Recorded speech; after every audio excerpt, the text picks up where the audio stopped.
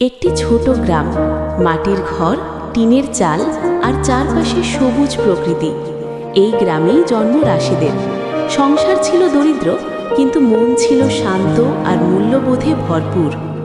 রাশেদের মা সবসময় একটি কথাই বলতেন, বাবা, অভাব লজ্জার না, কিন্তু অসততা লজ্জার।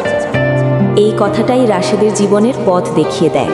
পরীক্ষার দিন, চারদিকে নকলের ফিসফাস।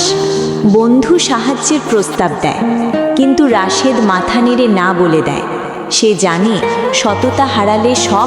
রাশেদ প্রথম হয়নি, কিন্তু শিক্ষক বললেন, তুমি হেরে যাওনি, তুমি নিজেকে জিতিয়েছ। এই কথাটা সে মনে গেঁথে রাখে। সংসারের দায়ে পড়াশোনা থামে। রাশেদ শহরে আসে কাজের খোঁজে। একটি ছোট দোকানে হিসাব রাখার কাজ পায় সে। একদিন মালিক ভুল করে বেশি টাকা দেন। রাশেদ দ্বিধা না করে টাকা ফিরিয়ে দেয়। কেউ দেখেনি, কিন্তু তার বিবেক দেখেছিল।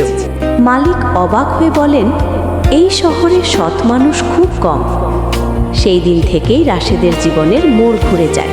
সময় যায়, রাশেদ বড়লোক হয় না, কিন্তু সম্মান আর বিশ্বাস অর্জন করে।